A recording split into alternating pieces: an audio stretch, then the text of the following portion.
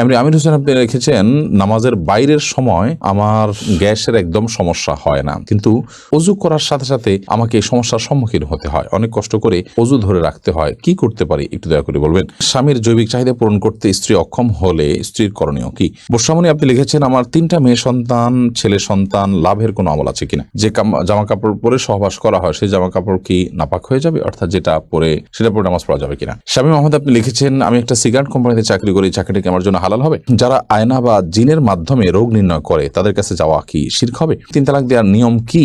পালক মেয়ের সাথে নিজের পেটের ছেলের বিয়ে দেওয়া যাবে কিনা? প্রথম স্বামীকে তালাক না দিয়ে দ্বিতীয়বার বিবাহ করলে তা জায়েজ হবে কি? দ্বিতীয় বিয়ে যদি জায়েজ না হয় তাহলে প্রথম স্বামী তার জন্য জায়েজ থাকবে কিনা দয়া করে জানাবেন। আমার এক বন্ধু সিগারেট খায়, সে বলে অজু করে সিগারেট খেলে অজু ভাঙে না, তার দাবি কি সঠিক? স্বামী মোহাম্মদ আপনি লিখেছেন, আমি একটা সিগারেট কোম্পানিতে চাকরি করি, চাকরিটা কি আমার জন্য হালাল হবে? সিগারেট কোম্পানিতে চাকরি করা মানে হলো আপনি সিগারেট উৎপাদনে কোনো না কোনোভাবে হেল্প করছেন, সহযোগিতা করছেন। আর আল্লাহ তাআলা বলেছেন, ওয়ালা তাআওয়ানু আলাল ইসমি ওয়াল উদওয়ান, পাপের কাজে, সীমালঙ্ঘনের কাজে তোমরা একে অন্যের সহযোগিতা করো না, বিধায় আপনার জন্য এটি জায়েজ হবে না আপনি সিগারেট কোম্পানিতে চাকরি করবেন, কারণ এটি রীতিমতো সে একটা হারাম প্রোডাকশন তৈরি করছে, সেখানে সহযোগিতা করা শামিল। রাকিবুল ইসলাম আপনি লিখেছেন, যারা আয়না বা জিনের মাধ্যমে রোগ নির্ণয় করে তাদের কাছে যাওয়া কি শিরক হবে? খুব জটিল একটা জায়গা আসলে। জিনের আশ্রয় নেওয়াকে অনেক উলামায়ে কেরাম নাজায়েজ বলেছেন, এবং সেটাতে আয়না ইত্যাদি ব্যবহার করা, এগুলো করে করে দেখা, এটাকে অনেক উলামায়ে কেরাম নাজায়েজ বলেছেন। মূলত বিভিন্ন আলামত থেকে আপনার ব্ল্যাক ম্যাজিক বা জিনের উপদ্রব এটি চিহ্নিত করে এরপর কোরআন কারীমের আয়াত, দোয়া ইত্যাদির মাধ্যমে, আজকার ইত্যাদির মাধ্যমে শেফা বা আরোগ্য লাভের বা ট্রিটমেন্টের আপনি উদ্যোগ গ্রহণ করবেন, সেটি হলো মূলত শরিয়া সম্মত পদ্ধতি। আব্দুর রহিম আপনি লিখেছেন, 3 তালাক দেওয়ার নিয়ম কি? আপনি যদি আপনার স্ত্রীকে 3 তালাক দিতে হয় তাহলে যেই পবিত্রতায়, অর্থাৎ মাসিক হওয়ার পর যে নতুন পিরিয়ড, পবিত্রতার পিরিয়ড শুরু হয়েছে, সেই পিরিয়ডে তার সাথে শারীরিক কোনো সম্পর্ক করা ছাড়া আপনি একটা তালাক দিবেন, এরপর 1 মাস চলে যাবে, আপনি আবার তাকে কখনো একটা তালাক দিবেন, এভাবে 3 দফা 3টা তালাক দিবেন তাকে, অথবা একটা তালাক দিয়ে আপনি ছেড়ে দিবেন, এটি সবচেয়ে উত্তম। এবং 3 মাসে অটোমেটিকলি তার সাথে আপনার সময়, আপনার নির্দিষ্ট সময় আপনার পার হয়ে যাবে, এরপরে আপনি বিচ্ছেদ হয়ে যাবে। পরবর্তীতে আবার কখনো বিয়ে হলে এরপর যদি আবার তার থেকে তালাক দেওয়ার প্রয়োজন হয় তখন আপনি তালাক দিবেন। এভাবে তিন ধাপে 3টা তালাক দিবেন। একসাথে 3টা তালাক দেওয়া এটা নাজায়েজ এবং গুনাহের কথা। মোহাম্মদ রাসেল আইডি থেকে আপনি লিখেছেন, পালক মেয়ের সাথে নিজের পেটের ছেলের বিয়ে দেওয়া যাবে কিনা? হ্যাঁ, দেওয়া যাবে, যেহেতু পালক মেয়ে সে আপনার আসল মেয়ে না, অতএব তাকে আপনি পেটের ছেলের সাথে বিয়ে দিতে পারেন। হ্যাঁ, যদি আপনার পালক মেয়েটা আপনার দুধ সন্তান হয় বা দুধ সম্পর্কিত আত্মীয় হয়, যার সাথে বিয়ে বন্ধন আবদ্ধ হারাম, দুধের কারণে যে সম্পর্ক হয় সেটি যদি এই পর্যায়ে চলে যায়, ধরুন আপনি এই ছেলের বোনের দুধ আপনি পান করেছেন, তাহলে তো সে আপনার দুধ ভাই, যার কারণে তাকে আপনি বিয়ে করা জায়েজ হবে না। তো এরকম কিছু যদি না হয়, জাস্ট পালক মেয়ে, তাকে আপনি লালন পালন করেছেন, আপনার দুধ পান করেনি সে, তাহলে সেক্ষেত্রে, বা এই ছেলের সাথে আপনার যে ছেলে হয়েছে তার সাথে তার দুধের কোনো সম্পর্ক নেই সরাসরি, তাহলে সেক্ষেত্রে তার সাথে বিয়ে দিতে কোনো অসুবিধা নেই। এমনি সেলিম রেজা কাজল আপনি লিখেছেন, যে জামা কাপড়ে পরে যে জামা কাপড় পরে সহবাস করা হয় সেই জামা কাপড় কি নাপাক হয়ে যাবে, অর্থাৎ যেটা পরে সেটা পরে নামাজ পড়া যাবে কিনা?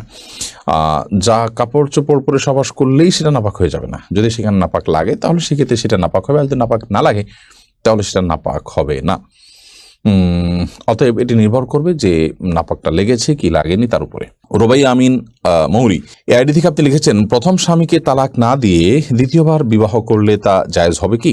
দ্বিতীয় বিয়ে যদি জায়েজ না হয় তাহলে প্রথম স্বামী তার জন্য জায়েজ থাকবে কিনা দয়া করে জানাবেন। প্রথম স্বামীর সাথে যদি বিচ্ছেদ না হয় তাহলে দ্বিতীয়বার যদি কোনো নারী বিয়েতে আবদ্ধ হন তাহলে সেটি জায়েজ হবে না, পরে বিয়েটা বাতিল হিসেবে গণ্য হবে, এটা বিয়েই না, যার কারণে সেটি আপনার কার্যকরী হবে না।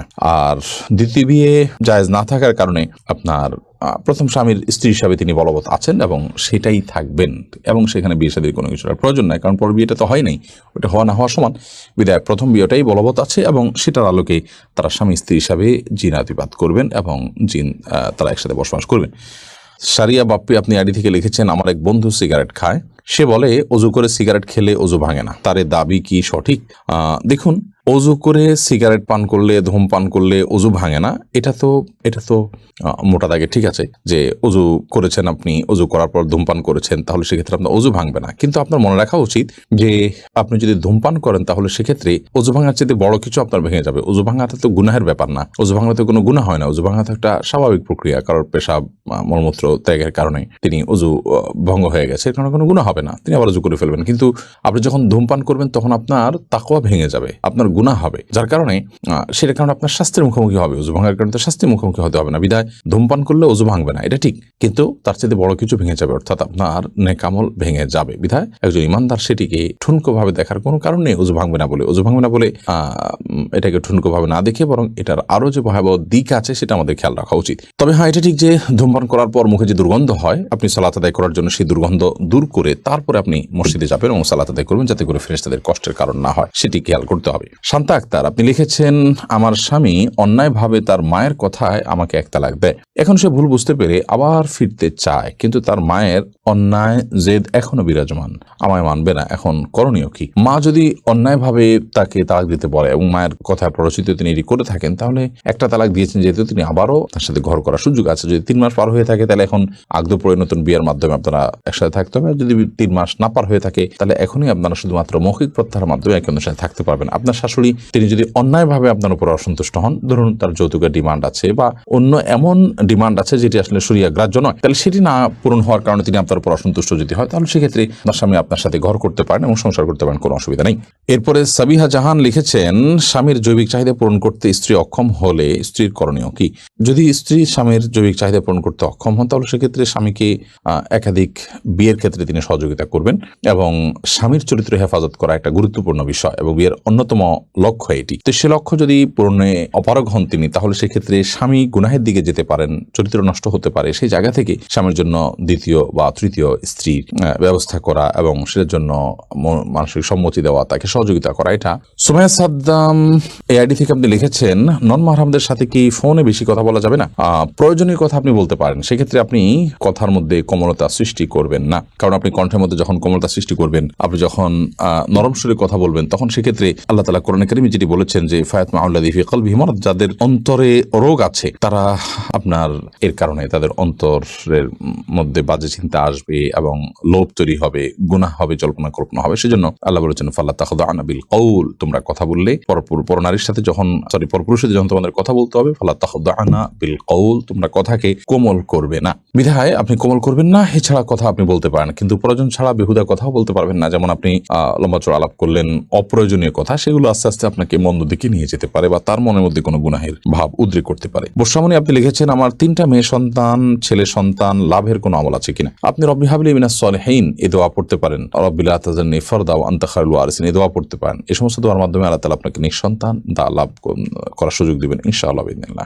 আমির হোসেন আপনি লিখেছেন, নামাজের বাইরের সময় আমার গ্যাসের একদম সমস্যা হয় না, কিন্তু ওযু করার সাথে সাথে আমাকে এই সমস্যার সম্মুখীন হতে হয়, অনেক কষ্ট করে ওযু ধরে রাখতে হয়, কি করতে পারি একটু দয়া করে বলবেন? নামাজের বাইরের সময় গ্যাসের সমস্যা হয় না, কিন্তু নামাজ দাঁড়ালে শুরু হয়ে যায়। এটা কোনো দুষ্ট জিনের উপদ্রব কিনা, ব্ল্যাক ম্যাজিকের কারণে কিনা, সেটা আপনার দেখা দরকার এবং সেটার জন্য আপনি রাকিদের শরণাপন্ন হয়ে ট্রিটমেন্ট করা উচিত। বিশেষ করে কোরআন কারীমের তিলাওয়াত, জিকিরের পরিমাণ বাড়িয়ে দেওয়া উচিত। কিন্তু সালাতের মধ্যে আপনাকে ওযু ধরে রাখতেই হবে, কারণ ওযু আপনার ছুটে গেলে আবার নতুন করে ওযু করে আপনাকে সালাত আদায় করতে হবে।